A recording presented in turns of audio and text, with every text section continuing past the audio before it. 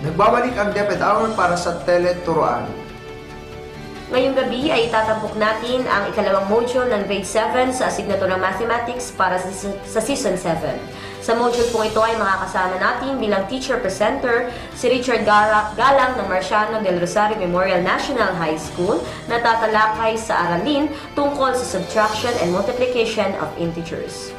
Halina, makinig, manood at matuto sa ating Tele-Turuan. Good evening everyone, I'm here again at Tele-Turuan. Last week we discussed the addition of integers with the same sign and the addition of integers with different signs. Let us review first these topics.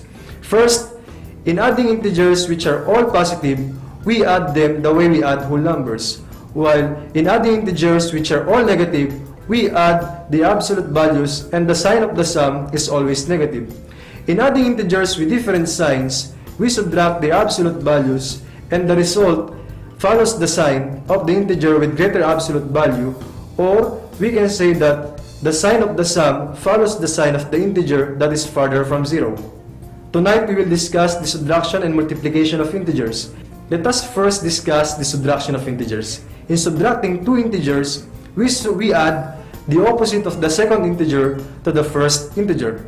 For example, 20 minus negative 7.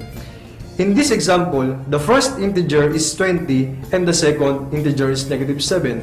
Based on our rule, we will add the opposite of the second integer to the first integer. So 20 minus negative 7 will become 20 plus the opposite of negative 7, which is 7. That is 20 plus 7 is equal to 27. Let us have another example. Negative 40 minus 35. In this example, the first integer is negative 40 and the second integer is 35. Based on our rule, we add the opposite of the second integer to the first integer. So negative 40 minus 35 will become negative 40 plus negative 35. So negative 40 plus negative 35 is negative 75. Okay. The CPC method can also be applied in subtracting integers. The concepts of the CPC method actually come from the rule in subtracting integers. The CPC method stands for copy plus change method. In the CPC method, we copy the first integer, change the minus sign into plus sign, and then we change the sign of the second integer. For example, negative 50 minus negative 70. The first integer here is negative 50 and the second integer is negative 70. Let us subtract this example using the CPC method. Using the CPC method, we will copy the first integer, which is negative 50, change the minus sign to a plus sign, and then we change the sign of the second integer. So negative 50 minus negative 70 will become negative 50 plus 70. And this is equal to 20.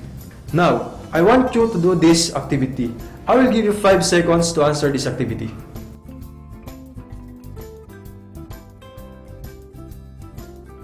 Okay, let us check your answers. In item number 1, negative 7 minus negative 8, the first integer is negative 7 and the second integer is negative 8. Based on our rule, we will just add the opposite of negative 8 to the first integer, which is negative 7. So negative 7 minus negative 8 will become negative 7 plus 8, and this is equal to 1. Item number 2, negative 16 minus negative 15. 16 plus 15 is equal to 31. I hope you got all the correct answers, and remember our rule in subtracting integers. We add the opposite of the second integer to the first integer, or you may use the CPC method. We are done with subtraction of integers. We will now discuss the multiplication of integers. But before that, let us have a short break.